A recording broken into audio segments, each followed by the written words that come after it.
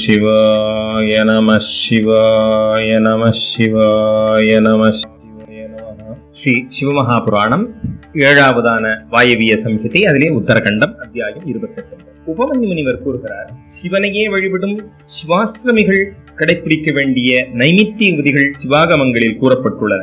அதை இப்பொழுது கூறுகிறேன். அனைத்து மாதங்களிலும் பட்சங்களிலும் வரும் அஷ்டமி, சதுர்தசி, பர்வாக்களான அமாவாசை, பௌர்ணமி மற்றும் தட்சிணாயனம், உத்தராயணம், சைத்திர விஷு புண்ணிய காலம், கிரகண புண்ணிய காலங்கள் ஆகிய விசேஷ தினங்களில் தன் சக்திக்கேற்ப சிவபூஜையை விசேஷமாக செய்ய வேண்டும். ஒவ்வொரு மாதத்தில் வரும் விசேஷ நாட்களில் பிரம்மகூர்ச்சத்தால் சிவாபிஷேகம் செய்து அந்த அபிஷேக தீர்த்தத்தை ஓர் உத்திரணி அளவு வாங்கி கொண்டு அருந்தி பின் அன்று முழுவதும் உபவாசம் இருந்தால் பிரம்மகத்தி முதலிய மகத்தான பெரிய பாவங்கள் அனைத்தும் நீங்கும். பிரம்மகூர்ச்சம் என்பது பஞ்சகவ்யத்துடன் தர்பைப்புல் வழியாக சிந்தும் தீர்த்தத்தையும் சேர்ப்பது. தை மாதத்தில் பூஷ நட்சத்திரத்தில் இறைவருக்கு கற்பூர நீராஜனம் காட்டுதல் விசேஷம். மாசி மாதத்தின் மகா நட்சத்திரத்தன்று நெய்யபிஷேகம் செய்தல், நல்ல கம்பளியை தானம் செய்தல் விசேஷம். பங்குனி மாதத்தில் உத்தர நட்சத்திரத்தில் சிவபிரானுக்கான பிரம்மோற்சவத்தை ஆரம்பிக்கவும். சித்திரை மாத சித்ரா பௌர்ணமி என்று டோலோத்சவம், அதாவது ஊஞ்சல் உற்சவம் விசேஷம். வைகாசியில் விசாக நட்சத்திரத்தில் புஷ்பாஞ்சலி, ஆனி மாதத்தில் மூல நட்சத்திரத்தில் குளிர்ந்த நீர் நிறைந்த கலசத்தால் அபிஷேகம், ஆடியில் உத்திராட நட்சத்திரத்தில் பவித்ரோத்சவம், ஆவணியில் வரும் அவிட்ட நட்சத்திரத்தில் நல்ல மண்டபங்கள் அமைத்து சிவபூஜை செய்தல், புரட்டாசியில் பூராட நட்சத்திரத்தில் தர்ப்போத்சவம், ஐப்பசியில் சதய நட்சத்திரத்தில் பாயசம் மற்றும் நல்ல வெண்பொங்கல் நிவேதனமும், ருத்ரேகாதசி ஹோமமும் செய்தல், கார்த்திகை மாதம் வரும் கிருத்திகை நட்சத்திரத்தில் 1000 திருவிளக்கு ஏற்றுதல், மார்கழி மாத திருவாதிரை நட்சத்திரத்தில் சிவபிரானை நெய்யினால் அபிஷேகம் செய்தல் மிகவும் விசேஷம். குறிப்பிட்ட இக்காலங்களில் செய்ய இயலாதவர்கள் தினம் செய்வதை காட்டிலும் சற்று அதிகமாக சிவபூஜை செய்யலாம். மேலும் வீட்டில் நடக்கும் உபநயனம் மற்றும் விவாகம் போன்ற விசேஷ தினங்களிலும், மனம் கலங்கி இருக்கும் போதும், தீக்கனவு மற்றும் தீயவற்றை கண்டாலும், உத்பாதகமான காலங்களிலும், நோயுற்ற காலங்களிலும் நீராடுதல், பூஜித்தல், ஜபித்தல், தியானம் செய்தல், ஹோமம் செய்தல், தானமளித்தல் முதலியன செய்யலாம்.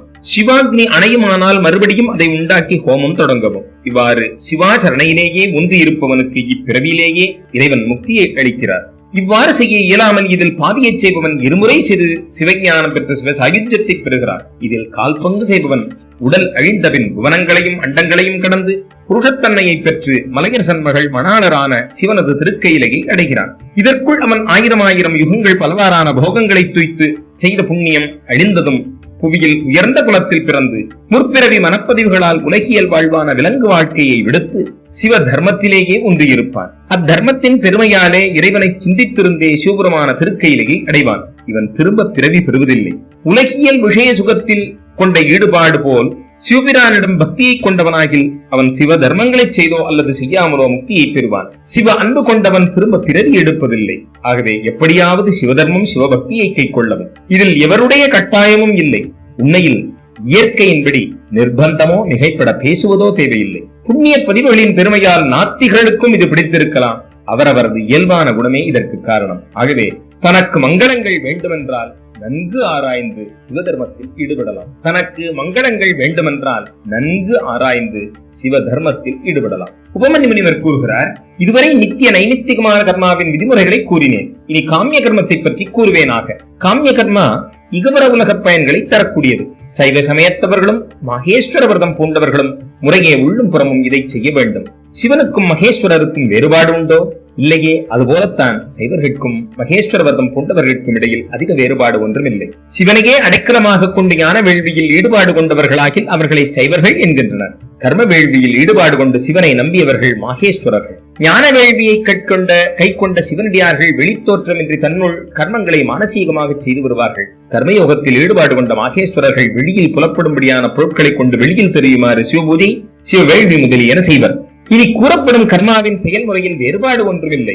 முதலில் மனம் கழிக்க மகிழும் செயல் புரியும் நிலத்தின் மனம், நிறம், சுவை முதலியன மூலம் முறைப்படி சோதனை செய்து மேலே பந்தல் தோரணங்கள் இட்டு அவ்விடத்தை பசுஞ்சாணத்தால் நன்கு மெழுகி கண்ணாடி போல எளிதும்படி செய்யவும். பின் ஆகம சாஸ்திரப்படி கிழக்கில் 1 முழ அளவோ 2 முழ அளவோ இருக்குமாறு மண்டலம் அமைக்கவும். அதன் நடுவில் 8 தடங்கள் கொண்டதாக அழகிய தாமரை மலரை வரைக. இதன் நடுவில் கர்ணிகை இருக்க வேண்டும். முடிந்தவரை அழகாக முத்துக்கோலம் போடுக. அது அழகாகவும் 5 ஆபரணங்கள் கொண்டதாகவும் இருக்கட்டும். வரைந்த மண்டலத்தின் தாமரை கோலத்தின் 8 தடங்களிலும் கிழக்கிலிருந்து வலமாக அணிமா முதலிய 7 வகை சித்திகளையும், அதன் கேசரங்களில் சக்திகளோடு கூடிய வாமதேவர் முதலிய 8 ருத்ரர்களையும், தாமரையின் கன்னிகையான நடுப்பகுதியில் வைராக்கியத்தையும், தாமரை பீஜங்களான விதைகளில் நவசக்திகளையும் கற்பனை செய்து தாபிக்கவும். தாமரையின் கந்தம் எனப்படும் அடிப்பகுதியில் சிவ தர்மத்தையும், நாளத்தில் சிவஞானத்தையும் பாவனை செய்யவும். கன்னிகைக்கு மேல் அக்னிமண்டலம், சூரிய மண்டலம், சந்திரமண்டலத்தை மனதினால் கற்பனை செய்யவும். இம்மூன்று மண்டலங்களுக்கும் மேலே சிவதத்துவம், வித்யாதத்துவம், ஆத்ம தத்துவம் என்கிற 3 தத்துவங்களையும் சிந்தனை செய்யவும். இம்மாதிரியான மானசீகமாக கற்பனை செய்யப்பட்ட தாமரையாசனத்தில் 5 ஆவரண தேவதைகளுடன் நறுமணப் பூக்களால் அலங்கரித்துக் கொண்டு அமைதியாக சுகமாக பார்வதி பிராட்டியோடு சேர்ந்து விற்றிருக்கும் சிவபரம்பொருளை ஆகம சாஸ்திரத்தில் கூறியுள்ளபடி பூஜிக்கிறோம். இவ்வாறு விற்றிருக்கும் இறைவர் எவ்வாறு விளங்குகிறார் தெரியுமா?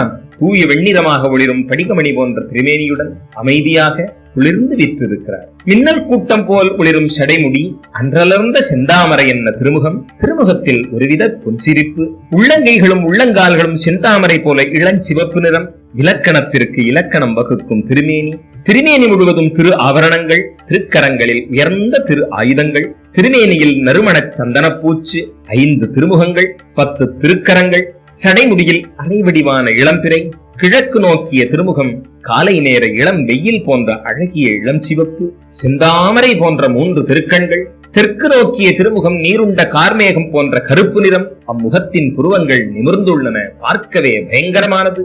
சிவந்து உருண்ட திருக்கண்கள் தித்திப்பற்களுடன் இருப்பதால் முகமே பார்ப்பதற்கு விகாரமாக தென்படுகிறது.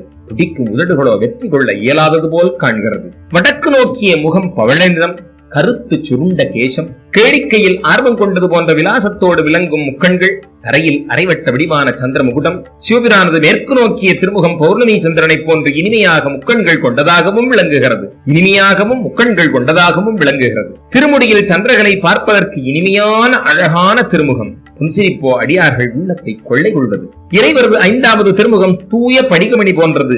தலையிலே இளம்பிறை, அமைதி தழுவும் திருமுக தாமரை போன்ற அழகிய 3 திருக்கண்கள். இவ்வாறு விளங்கும் சிவபரம்பொருள் தன் வலக்கரங்களில் முத்தலை சூலம், பரசு அதாவது மழு, வச்சிரப்படை, கத்தி மற்றும் தீயையும், இடது திருக்கரங்களில் சர்ப்பம் அதாவது பாம்பு, பாணம் அதாவது அம்பு, மணி, பாசம் மற்றும் அங்குசமும் ஏந்தியவராக காட்சியளிக்கிறார். இறைவரது திருமேனியில் திருவடி முதல் முழந்தாள் வரை நிவர்த்திகளையும், தொப்புள் வரை பிரதிஷ்டாக்களையும், திருக்கழுத்து வரை வித்யாக்களையும், நெற்றி வரை சாந்திகளையும், உச்சி வரை சாந்தி தீதங்களையும் விளங்குகின்றன.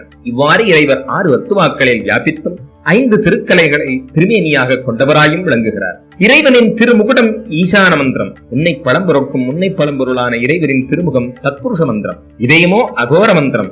இறைவரின் மறைவிடம் குஹ்யபாகம் வாமதேவ மந்திரம். திருவடிகளே சத்யோஜாத மந்திரம். 38 கலைகளை கொண்டது அவரது திருமேனி. இதிலே ஆசிரியர் ஒரு குறிப்பு தருகிறார். கலை, காலம், நியதி, வித்யை, ராகம், பிரகிருதி மற்றும் குணம் இவை 7 தத்துவங்களும், 50 பூதங்கள், 5 தன்மாத்திரைகள், 10 புலன்கள், 4 அந்தக்கரணங்கள், சத்தம் முதலிய 5 விஷயங்கள் இவை 36 தத்துவங்கள். இவை அனைத்தும் ஜீவனின் சரீரத்தில் உள்ளன.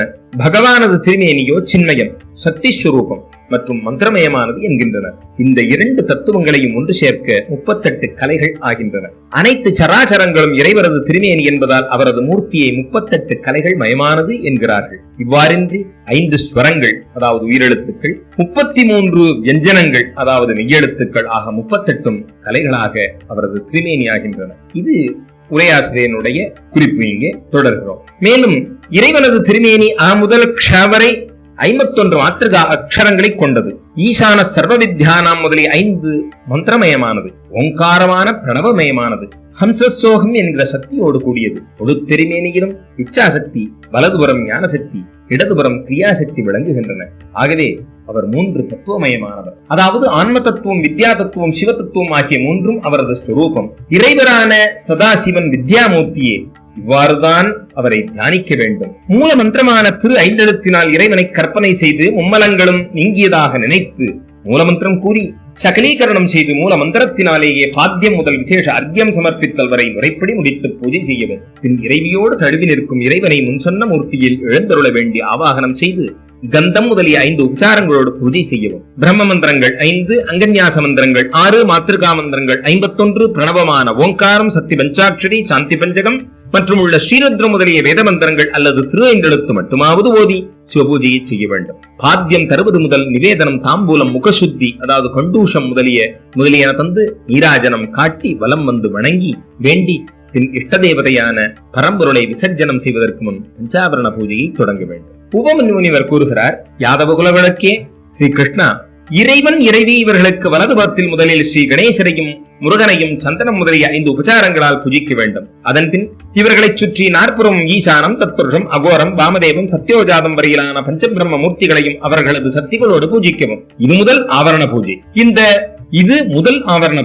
இந்த முதல் ஆவரணத்தில் தென்கிழக்கில் ஹிருதயாய நமஹ என்று தொடங்கி அஸ்திராய பட்டு வரையிலான 6 அங்க தேவதைகளையும், கிழக்கில் தொடங்கி வாமை, ஜேஷ்டை, ருத்ராணி, காளி, கலவிகரணி, பலவிகரணி, பலப்பிரமதனி, சர்வபூத தமனி முதலிய சக்திகளோடு கூடிய வாமர், ஜேஷ்டர், ருத்ரர், காலர், கலவிகர்ணர், பலவிகர்ணர், பலப்பிரமதனர், சர்வபூத தமனர் முதலிய 8 ருத்ரர்களையும் பூஜிக்கவும். இதில் நம் விருப்பமே முக்கியம். இதுவரை முதல் ஆவரணம் பற்றி கூறினேன். இனி 2வது ஆவரணத்தை கூறுகிறேன். கிழக்கில் இருக்கும் தளத்தில் அனந்தனையும் அவருக்கு இடதுபுறம் அவரது சக்தியையும் பூஜிக்கவும். தெற்கு தளத்தில் சக்தியோடு கூடிய சுக்ரதேவரையும், மேற்கு தளத்தில் சக்தியோடு கூடிய சிலோத்தமரையும், வடக்கு தளத்தில் சக்தியோடு கூடிய ஏகநேத்திரரையும், வடகிழக்கு கோணத்தில் உள்ள தளத்தில் ஏகருத்ரர் அவருடைய சக்தியையும், தென்கிழக்கு தளத்தில் சக்தியோடு கூடிய திரிமூர்த்தியையும், தென்கிழக்கு தளத்தில் சக்தி கோடி கூடிய திரிமூர்த்தியையும், தென்மேற்கில் ஸ்ரீகண்டர் அவரது சக்தியையும், வடமேற்கு தளத்தில் சக்தியோடு கூடிய சிகண்டீசரையும் பூஜிக்கவும். மீண்டும் இதை சொல்கிறேன். இனி 2வது ஆவரணத்தை கூறுகிறேன். கிழக்கில் இருக்கும் தளத்தில் அனந்தனையும் அவருக்கு இடதுபுறம் அவரது சக்தியையும் பூஜிக்கவும். தெற்கு தளத்தில் சக்தியோடு கூடிய சுப்ரதேவரையும், மேற்கு தளத்தில் சக்தியோடு கூடிய சிலோத்தமரையும், வடக்கு தளத்தில் சக்தியோடு கூடிய ஏகநேத்திரரையும், வடகிழக்கு கோணத்தில் உள்ள தளத்தில் ஏகருத்திரர் அவருடைய சக்தியையும், தென்கிழக்கு தளத்தில் சக்தியோடு கூடிய திரிமூர்த்தியையும், தென்மேற்கில் ஸ்ரீகண்டர் அவரது சக்தியையும், வடமேற்கு தளத்தில் சக்தியோடு கூடிய சிகண்டீசரையும் பூஜிக்கவும். சக்கரவர்த்திகள், அதாவது சக்கரத்தில் உள்ள அனைத்து தேவதைகளையும் இந்த 2வது ஆவரணத்தில் பூஜிக்க வேண்டும். 3வது ஆவரணத்தில் கிழக்கில் தொடங்கி பவர், சர்வர், ஈசானர், ருத்ரர், பசுபதி, உக்ரர், பீமர், மகாதேவர் என்கிற 8 மூர்த்திகளையும் அவர்களது சக்திகளோடு சேர்ந்து பூஜிக்கவும். மேலும் இதே ஆவரணத்தில் மகாதேவர் முதலிய 11 மூர்த்திகளையும் அவர்களது சக்தியோடு சேர்த்து பூஜிக்க வேண்டும். அந்த 11 மூர்த்திகள் மகாதேவர், சிவன், ருத்ரன், சங்கரன், நீலலோகிதர், ஈசானன், விஜயன், பீமன், தேவதேவர், பவோத்பவர் மற்றும் கபர்தீசர் அல்லது கபாலீசர். இவர்களது சக்திகள் முறையே தீ தேவி, விருத்தி தேவி, உச்சனாதேவி, உமாதேவி, நித்தேவி, சர்ப்பிதேவி, இளாதேவி, அம்பிகாதேவி, இராவதி தேவி, சுதாதேவி, தீக்ஷாதேவி என்பவர்கள். இந்த 11 ருத்ரர்களில் முதல் 8 ருத்ரமூர்த்திகளையும் தென்கிழக்கில் உள்ள தளத்திலிருந்து தொடங்கி கிழக்கு வரை 8 திசைகளிலும் பூஜிக்கவும். தேவதேவரை கிழக்கில் உள்ள தளத்தில் ஆவாகனம் செய்து பூஜிக்கவும். ஈசானரை மறுபடியும் தென்கிழக்கு தளத்தில் பூஜிக்கவும். இவர்கள் இருவருக்கும் இடையில் பவோத்பவரை பூஜிக்கவும். கபாலீசர் அல்லது கபர்தீசரையும் அங்கேயே பூஜிக்கவும். பின் 3வது ஆவரணத்தில் கிழக்கில் ரிஷபராஜரையும், தெற்கில் நந்தியையும், வடக்கில் மகாகாலரையும், தென்கிழக்கில் சாஸ்தாவையும், தெற்கு தளத்தில் 8 மாத்திருகா தேவதைகளையும், தென்மேற்கு தளத்தில் கணேசரையும், மேற்கு தளத்தில் கார்த்திகேயரையும், வடமேற்கு தளத்தில் ஜேஷ்டாதேவியையும், வடக்கு தளத்தில் கௌரியையும், வடகிழக்கில் சண்டனையும் பூஜிக்கவும். சாஸ்தா, நந்தி இவர்களுக்கு இடையில் ரிஷப முனிவரையும் பூஜிக்கவும். மகாகாலருடைய வடக்கு புறத்தில் பிங்களரையும், சாஸ்தா மற்றும் மாத்திருகாதேவிகளுக்கு இடையில் பிங்கி முனிவரையும், மாத்திருகாதேவிகள் கணேசர் இவர்களுக்கு இடையில் வீரபத்ரரையும், கந்தர் கணேசர் இவர்களுக்கு இடையில் சரஸ்வதி தேவியையும், ஜேஷ்டா கார்த்திகேயர் இவர்களுக்கு இடையில் சிவனையே பூஜித்து வரும் ஸ்ரீதேவியையும், ஜேஷ்டை கௌரி அதாவது கணாம்பா இவர்களுக்கு இடையில் மகாமாயையையும் பூஜிக்கவும். கணாம்பா அதாவது கௌரி, கணாம்பா, சண்டர் இவர்களுக்கு இடையில் துர்காதேவியை பூஜிக்கவும். இதே 3வது ஆவரணத்தில் சிவானுச்சரர்களான ருத்ரகணம், பிரமதகணம், பூதகணம் ஆகியவர்களை பூஜிக்கவும். இவர்கள் அனைவரும் பல திருமேனி கொண்டவர்கள், தங்கள் சக்திகளோடு குடியிருப்பவர்கள். இதன் பின் இறைவியின் தோழிகள் அனைவரையும் ஒரு மனதோடு தியானித்து பூஜிக்கவும். இவ்வாறு 3வது ஆவரணத்தில் முறைப்படி விரிவாக பூஜித்தபின் அந்த ஆவரணத்தின் வெளிப்புறம் 4வது ஆவரண தேவதைகளை பூஜிக்க வேண்டும். கிழக்கு தளத்தில் சூரியன், தெற்கில் பிரம்மா, மேற்கில் ருத்ரன், வடகிழக்கில் விஷ்ணு ஆகியவர்களை பூஜிக்கவும். இந்நான்கு தேவதைகளுக்கும் தனித்தனி ஆவரணங்கள் உண்டு. கிழக்கில் சூரியனது ஆவரண பூஜை. இதில் சூரியனது முதல் ஆவரணத்தில் 6 அங்க தேவதைகள் தீப்தா முதலிய சக்திகளை பூஜிக்கவும். அவர்களது பெயர் தீப்தா, சூக்ஷ்மா, ஜயா, பத்ரா, விபூதி, விமலா, அமோகா, வித்யுதா. இவர்கள் கிழக்கு முதல் என் திசைகளிலும் வரிசையாக இருப்பவர்கள். சூரியனது 2வது ஆவரணத்தில் கிழக்கு முதல் வடக்கு வரை சக்திகளோடு கூடிய ஆதித்யன், பாஸ்கரன், பானு, ரவி ஆகிய 4வரையும் சக்திகளோடு பூஜிக்கவும். மேலும் அர்க்கன், பிரம்மா, ருத்ரன், விஷ்ணு என்கிற நால்வரையும் 4 திசைகளிலும் முறையே பூஜிக்கவும். கிழக்கில் விஸ்தரா, தெற்கில் சுதரா, மேற்கில் போதினி, வடக்கில் அப்யாயினி ஆகியவர்களை பூஜிக்கவும். வடகிழக்கு கோணத்தில் உஷை, தென்கிழக்கில் பிரபா, தென்மேற்கில் பிரக்ஞா, வடமேற்கில் சந்தியா ஆகியவர்களையும் பூஜிக்கவும். இவர்கள் அனைவரையும் 2வது ஆவரணத்தில் பூஜிக்கவும். சூரியனது 3வது ஆவரணத்தில் சோமன், மங்களன் ஆன அங்காரகன், புத்திகாரகனான புதன், பிரகஸ்பதியான குரு பகவான், தேஜோவானான சுக்ரன், சனைஸ்சரர், புகை நிறமுள்ள ராகுகேது முதலியவர்களை கிழக்கு முதலிய திசைகளில் பூஜிக்கவும். அல்லது 2வது ஆவரணத்திலேயே 12 ஆதித்யர்களையும் 3வது ஆவரணத்தில் 12 ராசி தேவதைகளையும் பூஜிக்கவும். இதற்கு வெளிப்புறத்தில் 7 கணங்களுக்கும் 4 புறங்களிலும் பூஜிக்கவும். இங்கேயே ரிஷிகள், தேவர்கள், கந்தர்வர்கள், நாகர்கள், அப்சரசர்கள், கிராமணிகள், யக்ஷர்கள், யாதுதானர்கள், வேதமயமான 7 குதிரைகள், வானகில்யர் என்கிற ரிஷிகள் ஆகியவர்களுக்கு பூஜையை செய்க. இவ்வாறு சூரிய தேவருக்கான பூஜையை முடித்து பின் பிரம்மதேவருக்கான 3 ஆவரண பூஜைகளை செய்யவும். தெற்கில் பிரம்மதேவரது ஆவரண பூஜை. முதல் ஆவரணத்தில் கிழக்கில் ஹிரண்யகர்ப்பன், தெற்கில் விராட், மேற்கில் காலன், வடக்கில் புருஷன் என்கிற 4 பிரம்மாக்களை பூஜிக்கவும். ஹிரண்யகர்ப்பர் என்கிற பிரம்மா தாமரை நிறத்தவர், விராட் பிரம்மா வெளுத்தவர், கால பிரம்மா மைபோல் கருத்தவர், புருஷ பிரம்மா படிகம் போல் துய நிறத்தவர். முக்குணங்கள் ராஜசம், தாமசம், சாத்விகம் என்கிற 4ம் முதல் ஆவரணத்தில் 4 திசைகளிலும் வரிசைப்படி உள்ளனர். 2வது ஆவரணத்தில் கிழக்கு முதற்கொண்டு உள்ள தளங்களில் முறையே சனத்குமாரர், சனகர், சனந்தனர், சனாதனர் என்கிற 4வருக்கும் பூஜை செய்ய வேண்டும். பின்பு 3வது ஆவரணத்தில் 11 பிரஜாபதிகளை பூஜிக்கவும். இவர்களில் முதல் 8 பேர்களை வரிசையாக 8 திசைகளிலும் பின்னுள்ள 3வரையும் கிழக்கு, தெற்கு, மேற்கில் வைத்து பூஜிக்கவும். இந்த 11 பிரஜாபதிகள் தக்ஷன், ருச்சி, பிருகு, மரீஷி, அங்கிரஸ், புலஸ்தியர், புலகர், கிரது, அத்ரி, கஷ்யபர், வசிஷ்டர் என்பவர்களே. இவர்களோடு இவர்களது மனைவிகளான பிரசூதி, ஆகூதி, கியாதி, சம்பூதி, பிருதி, ஸ்மிருதி, க்ஷமா, சன்னதி, அனசூயை, தேவமாதாவான அதிதி மற்றும் அருந்ததி. இந்த ரிஷிபத்தினிகள் அனைவரும் சிறந்த கற்பரசிகள், சிவபூஜையே பெரும் பேறு என்று இருப்பவர்கள், ஒளிமிக்கவர்கள், அழகுக்கு அழகானவர்கள். இவ்வாறு இல்லையெனில் முதல் ஆவரணத்தின் 4 வேதங்கள், 2வது ஆவரணத்தில் இதிகாச புராணங்கள், 3வது ஆவரணத்தில் தர்மசாஸ்திரங்களோடு அனைத்து வைதிக வித்தைகள், அதாவது வேத சம்பந்தமான நூல்கள் ஆகியவற்றிற்காக எல்லா திசைகளிலும் 4புறங்களிலும் பூஜிக்கலாம். 4 வேதங்களை கிழக்கு முதல் 4 திசைகளிலும் மற்ற நூல்களை நம் விருப்பப்படி 4ஆக பிரித்துக் கொண்டு 4 புறங்களிலும் பூஜிக்கலாம். இவ்வாறு தெற்கு புறத்தில் பிரம்மதேவருக்கான 3 ஆவரணங்களின் பூஜையை செய்து மேற்கில் ருத்ரருக்கான ஆவரண பூஜையை செய்க. மேற்கில் ருத்ரதேவரது ஆவரண பூஜை. ஸ்ரீ ருத்ரனது முதல் ஆவரணத்தில் ஈசானன் முதலிய 5 பிரம்மங்களும், ஹிருதயம் முதலிய 6 அங்கதேவதைகளும் பூஜிக்கப்படுகின்றன.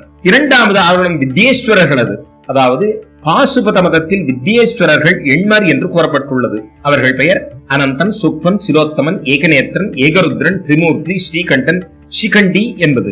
இவர்களை கிழக்கிலிருந்து தொடங்கி வரிசையாக 8 திசைகளிலும் பூஜிக்கலாம். 2வது ஆவரணத்தில் இவர்களது பூஜைதான் கூறப்பட்டுள்ளது. 3வது ஆவரணத்தில் வேறுபாடுகள் உண்டு. ஆகவே அதை பற்றி இப்போது கூறுகிறேன். இந்த ஆவரணத்தில் கிழக்கு முதல் தொடங்கி என்கிற வரிசையில் முக்குணம் முதலிய 4 மூர்த்திகளை பூஜிக்க வேண்டும். கிழக்கில் முக்குணங்களுக்கும் இருப்பிடமான இவ்வுலகுக்கு ஆதாரமாக விளங்குவதால் திரிகுணர் என்ற பெயர் கொண்ட சிவபிரானை, மகாதேவரை பூஜிக்க வேண்டும். தெற்கில் ராஜசன் என்ற பெயர் பெற்ற படைத்தல் கடவுளான பிரம்மரை பூஜிக்கவும். இவரை பவன் என்று அழைப்பவர். மேற்கில் தாமச புருஷரான அக்னியை பூஜிக்கவும். இவரை அழிக்கும் கடவுளான ஹரன் என்று கூறுவர். வடக்கில் சாத்விக புருஷரும் சுகத்தை அளிப்பவருமான விஷ்ணுவை பூஜிக்கவும். இவரை உலகை காக்கும் ரிடன் என்று அழைப்பர். இம்மாதிரியே மேற்கில் சிவரூபனான சம்புவை பூஜிக்கவும். இவர் 25 தத்துவங்களுக்கும் சாட்சியாக விளங்கும் 26வது தத்துவஸ்வரூபர். இவரை பூஜித்து பின் வடக்கு திசையில் விஷ்ணு பகவானை பூஜிக்கவும். இதிலே ஆசிரியருடைய குறிப்பு: சாங்கிய தத்துவத்தில் 24 பிராகிருத தத்துவங்களுக்கு சாட்சியாக ஜீவனை, அதாவது ஜீவாத்மாவை 25வது தத்துவமாக கூறப்பட்டுள்ளது. இந்த 25 தத்துவங்களையும் தாண்டி சர்வசாட்சியாக விளங்கும் பரமனான சிவபரம்பொருளே 26வது தத்துவஸ்வரூபராகும். தொடர்கிறோம். வடக்கில் ஸ்ரீ விஷ்ணுவின் ஆவரண பூஜை. இவரது முதலாவது ஆவரணத்தில் கிழக்கில் வாசுதேவர், தெற்கில் அனிருத்தர், மேற்கில் பிரத்யும்னன், வடக்கில் சங்கர்ஷணன் என்பவர்களை ஆவாகனம் செய்து பூஜிக்கவும். இதுவே முதல் ஆவரண பூஜை. 2வது ஆவரணத்தில் மத்ஸ்யர், கூர்மர், வராகர், நரசிம்மர், வாமனர், ஸ்ரீராமர், ஸ்ரீ கிருஷ்ணனான தாங்கள், ஹைகிரீவர் என்பவர்களை பூஜிக்கவும். 3வது ஆவரணத்திலோ கிழக்கில் சுதர்சன சக்கரம், தெற்கில் எங்கும் வீண்போகாததான நாராயணாஸ்தம், மேற்கில் பாஞ்சசன்யம் என்கிற திருச்சங்கம், வடக்கில் இறைவரது சாங்கம் என்கிற வில் ஆகியனவற்றை பூஜிக்கவும். இவ்வாறு 3 ஆவரணங்களோடு கூடிய எங்கும் பரவி நிற்கும் விஸ்வன் என்றழைக்கப்படும் பரமனான ஸ்ரீஹரி விஷ்ணுவை மூர்த்தியில் பாவித்து பூஜிக்கவும். இவ்வாறு ஸ்ரீ விஷ்ணுவின் 4 வியூக மூர்த்திகளை பூஜித்து பின் அவர்களது சக்திகளையும் பூஜிக்கவும். பிரபையை தென்கிழக்கிலும், சரஸ்வதியை தென்மேற்கிலும், கணாம்பிகையை வடமேற்கிலும், லட்சுமியை வடகிழக்கிலும் பூஜிக்கவும். இதே போல பானு முதலிய மூர்த்திகளையும் அவர்களது சக்தி தேவதைகளையும் பூஜித்து பின் அதே ஆவரணத்தில் கிழக்கில் தொடங்கி இந்திரன், அக்னி, யமன், நிருத்தி, வருணன், வாயு, சோமன், குபேரன், ஈசானன் என்கிற என் திசை பாலகர்களையும் பூஜிக்க வேண்டும். இவ்வாறு 4வது ஆவரண பூஜையை முறைப்படி செய்து அந்த ஆவரணத்தின் வெளிப்புறம் 5வது ஆவரணத்தில் சிவபிரானது திரு ஆயுதங்களை பூஜிக்கவும். கிழக்கில் வஜ்ரப்படை, தென்கிழக்கில் பரசு அதாவது மழு, தெற்கில் பானம் அதாவது அம்பு, தென்மேற்கில் கத்தி, மேற்கில் பாசம், வடமேற்கில் அங்குஷம், வடக்கில் பினாகம், வடகிழக்கில் ஒளிபுகுந்த முத்தலைச்சூலம் ஆகியனவற்றை பூஜித்தபின் மேற்கு நோக்கியுள்ள கோப வடிவாக விற்றிருக்கும் க்ஷேத்திரபாலகரை பூஜிக்கவும். இவ்வாறு 5 ஆவரண பூஜைகளையும் முறைப்படி பூஜித்து பின் அனைத்து ஆவரண தேவதைகளையும் தாண்டி வெளிப்புறத்திலோ அல்லது இந்த 5வது ஆவரணத்திலேயோ கிழக்கில் மாத்ருகா தேவதைகளோடு கூடிய நந்திகேஸ்வரரை பூஜிக்கவும். பின் நாற்புறமாக அனைத்து தேவர்களுக்கும் பூஜை செய்யவும். ஸ்ரீ சிவமகா புராணம் 7வதான வாயவிய சம்ஹிதை, அதிலே உத்தரகண்டம், அதிலே அத்தியாயம் 30 நாம் தொடர்கிறோம். இவ்வாறு 5 ஆவரண பூஜைகளையும் முறைப்படி பூஜித்து பின் அனைத்து ஆவரண தேவதைகளையும் தாண்டி வெளிப்புறத்திலோ அல்லது இந்த 5வது ஆவரணத்திலேயோ கிழக்கில் மாத்ருகா தேவதைகளோடு கூடிய நந்திகேஸ்வரரை பூஜிக்கவும். பின் நாற்புறமாக அனைத்து தேவர்களுக்கும் பூஜை செய்யவும். இது தவிர ஆகாயத்தில் உலாவரும் ரிஷிகள், சித்தர்கள், தைத்தியர்கள், யக்ஷர்கள், ராட்சசர்கள், அனந்தன் முதலிய நாகராஜாக்கள், அந்தந்த நாகராஜாக்களின் குலத்தில் தோன்றிய மற்ற நாகங்கள், தாகினி, பூதங்கள், வேதாளங்கள், பிரேதங்கள், பைரவர்களின் தலைவர், அனைத்து பிறவிகளிலும் தோன்றிய பாதாளவாசிகளான அனைத்து ஜீவராசி, நதிகள், சமுத்திரங்கள், பர்வதங்கள், வனங்கள், ஏரிகள், குளங்கள், பசுக்கள், பட்சிகள், மரங்கள், பல வடிவான விலங்கினங்கள், புழுப்பூச்சிகள் முதலிய அற்பஜீவர்கள்,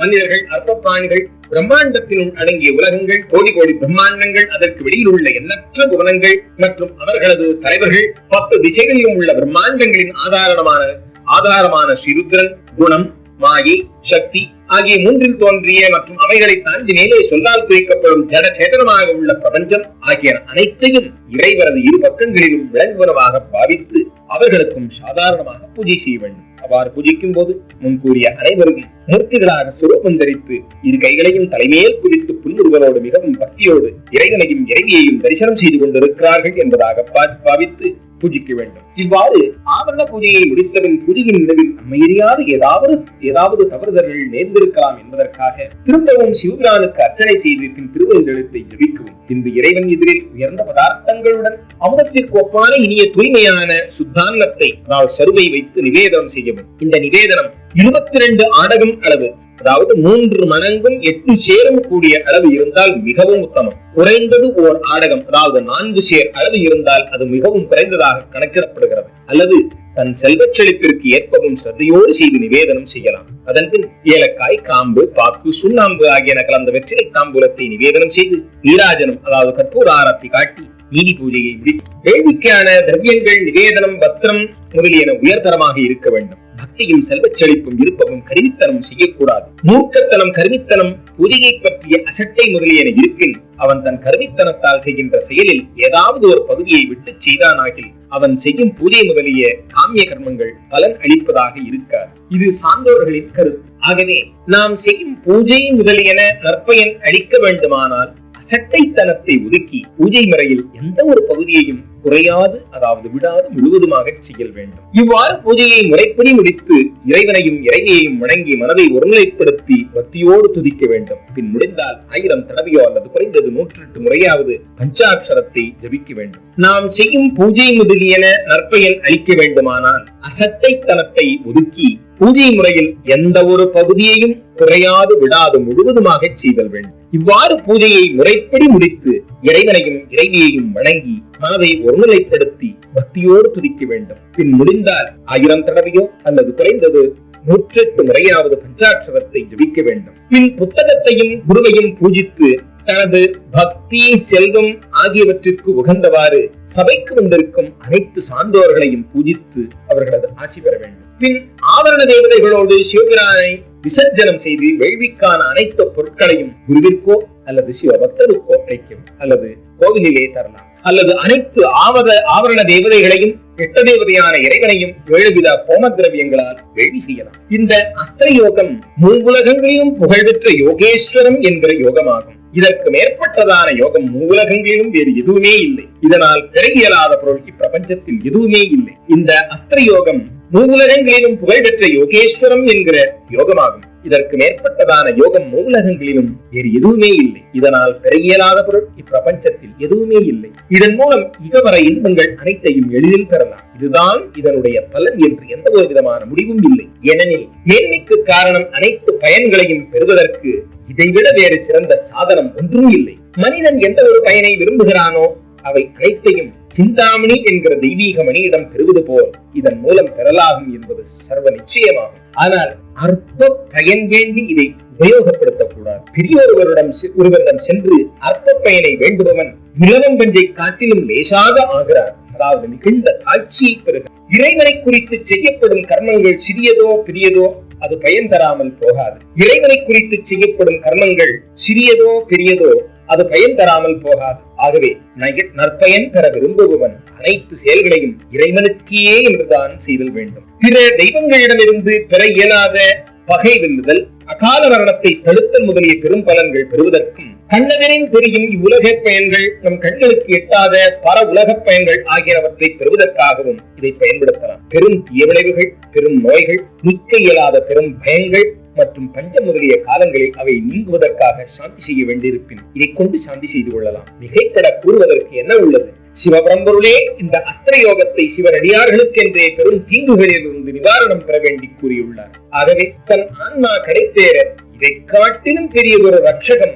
காப்பு இல்லை என்ற மனார எண்ணி இதை உபயோகிப்பவன் நிச்சயம் மங்களமான சுப பயன்களை பெறுவான். தூயவனாகவும் ஈடுபாடுடனும் எவன் வெறும் துதிமாலைகள் மட்டுமே ஓதுவானோ அவன் தான் விரும்பிய பலனில் எட்டில் ஒரு பங்கை கட்டாயம் பெறுவான் என்பதில் ஐயமில்லை. எவன் ஒருவன் துதி மாலைகளின் பொருளை நன்குணர்ந்து பௌர்ணமி, அஷ்டமி, சதுர்தசி ஆகிய திதிகளில் உபவாசம் இருந்து துதிமாலைகளை பிடிப்பானோ அவன் தான் எண்ணிய பயனில் பாதி பயனை பெறுவான். எவன் பொருள் உணர்ந்து தொடர்ந்து ஒரு மாதம் துதிமாலைகளை ஓதுவானோ அவனும் பௌர்ணமி, அஷ்டமி, சதுர்தசி ஆகிய நாட்களில் விரதமிருந்து பொருள் உணர்ந்து துதிமாலைகளை ஓதுவானோ அவனும் விரும்பிய பயனை பெறுவன். சிவாய். இதற்கு அடுத்ததாக 31வது அத்தியாயம் மிக விரிவாக சிவபிரானது 5 ஆவரணங்களில் விளங்கும் அனைத்து தேவதைகளையும் அவர்களுடைய துதிகளையும் அதனால் பெறக்கூடிய பயனையும் சொல்லுகிறது. மிக விரிவாக இருக்கின்ற காரணத்தினாலே அதை 2க்கும் மேற்பட்ட அத்தியாயங்களாக நாம் பிரித்து அதை தொடர்கிறோம். சிவாய.